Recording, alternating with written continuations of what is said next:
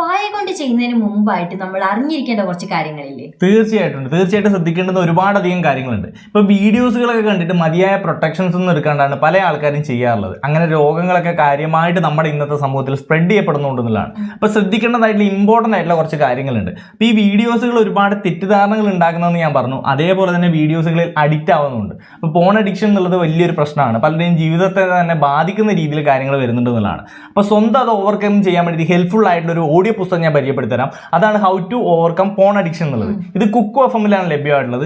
ഇതുപോലെ ഒരുപാടധികം ഓഡിയോ കണ്ടന്റുകൾ നമ്മുടെ ജീവിതത്തിൽ ഉപകാരപ്പെടുന്ന ഓഡിയോ കണ്ടന്റുകൾ അവിടെ ലഭ്യമാണ്. പിന്നെ കൂടാതെ നമ്മൾ വായിക്കാൻ ആഗ്രഹിക്കുന്ന ഒരുപാടധികം പുസ്തകങ്ങളുണ്ട്. അതെല്ലാം ഓഡിയോ രൂപേണ കേട്ട് ആസ്വദിക്കാനുള്ള ഒരു അവസരമാണ് കുക്കു FM ഒരുക്കുന്നത്. അപ്പോൾ ഇപ്പോഴാണെന്നുണ്ടെങ്കിൽ കിഡിലൻ ഓഫർ ഉണ്ട്.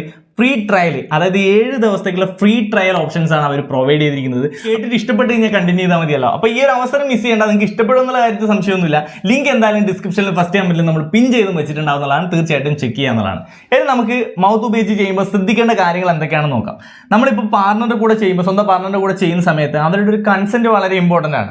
അവർ ഓക്കെ ആണോ എന്നുള്ളതാണ് ഏറ്റവും ഇമ്പോർട്ടൻ്റ് ആയിട്ട് ശ്രദ്ധിക്കേണ്ട കാര്യം. അപ്പോൾ കൃത്യമായിട്ടുള്ള ഒരു കമ്മ്യൂണിക്കേഷൻ മെയിൻറ്റെയിൻ ചെയ്തിട്ട് അതിനെ പറ്റിയിട്ട് മനസ്സിലാക്കുക എന്നുള്ളതാണ് നമ്മൾ ആദ്യം ചെയ്യേണ്ടുന്ന ഒരു കാര്യം.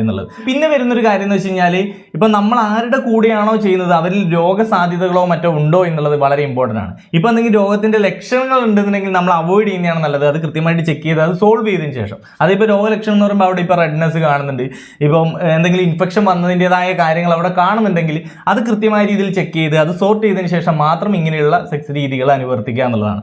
അപ്പോൾ അത് സ്വന്തം പാർട്ണറിന്റെ കൂടെയാണെന്നുണ്ടെങ്കിൽ ഈ ഒരു കാര്യം കെയർ ചെയ്യേണ്ട കാര്യമുണ്ട്. ഇനി വളരെ ട്രസ്റ്റഡ് ആയിട്ടുള്ള വേറെ പ്രശ്നങ്ങളൊന്നും ഇല്ലാത്ത പാർട്ണറിന്റെ കൂടെ നമ്മളിപ്പോൾ പ്രൊട്ടക്ഷൻ ഉപയോഗിച്ചില്ലെങ്കിലും തെറ്റൊന്നുമില്ല എന്നുള്ളതാണ്. ഇനി അൺനോൺ ആയിട്ടുള്ള ഒരു വ്യക്തിയുടെ കേസിൽ അവർ പലരുമായിട്ട് ബന്ധം കീപ്പ് ചെയ്യുന്നുണ്ടാവും. പ്രത്യക്ഷത്തിൽ ലക്ഷണങ്ങളോ കാര്യങ്ങളൊന്നും കാണണമെന്നില്ല, പക്ഷെ അവർ രോഗവാഹകരും കാര്യങ്ങളൊക്കെ ആയിരിക്കും. അവർക്ക് പലതരത്തിലുള്ള സെക്ഷലി ട്രാൻസ്മിറ്റഡ് ആയിട്ടുള്ള രോഗങ്ങളുണ്ടാവും. അപ്പം അവരുമായിട്ട് ചെയ്യുന്ന സമയത്ത് കൃത്യമായിട്ടുള്ള പ്രൊട്ടക്ഷൻസ് ഉപയോഗിക്കണം. അതിനുവേണ്ടി നമുക്ക് കോണ്ടംസ് ഉപയോഗപ്പെടുത്താം. ഇപ്പോൾ ആണിൻ്റെ കേസിൽ ചെയ്യാനാണെങ്കിൽ കോണ്ടംസ് തീർച്ചയായിട്ടും ഉപയോഗപ്പെടുത്തേണ്ടുന്ന ഒരു കാര്യമാണ്. അതിന് വേണ്ടിയിട്ടാണ് ഫ്ലേവേർഡ് ആയിട്ടുള്ള കോണ്ടംസ്, ഇപ്പോൾ ഓറൽ സെക്സിന് വേണ്ടിയിട്ടാണ് ബ്രാൻഡുകൾ ഈ ഫ്ലേവേർഡ് കോണ്ടംസ് മാർക്കറ്റ് ചെയ്തിരിക്കുന്നത്. പക്ഷേ പലരും അത് തെറ്റായിട്ട് യൂസ് ചെയ്യുന്നത്.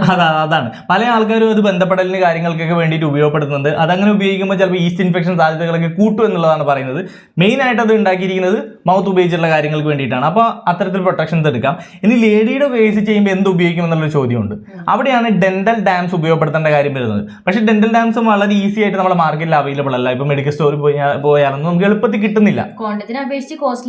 അതെ, കോസ്റ്റ്ലിയും ആണ്, നമുക്ക് എളുപ്പം കിട്ടാനും ഇല്ല എന്നുള്ള ഒരു പ്രശ്നം തന്നെയാണ്. അപ്പൊ നമുക്ക് ചെയ്യാൻ പറ്റുന്ന ഒരു കാര്യം, കോണ്ടം കട്ട് ചെയ്തിട്ട് ഒരു ചതുര രൂപേണ ആക്കിയിട്ട് നമുക്ക് ആ വൾവ ഏരിയ കവർ ചെയ്തുകൊണ്ട് ഓറൽ സെക്സ് ചെയ്യാവുന്നതാണെന്നുള്ളതാണ്.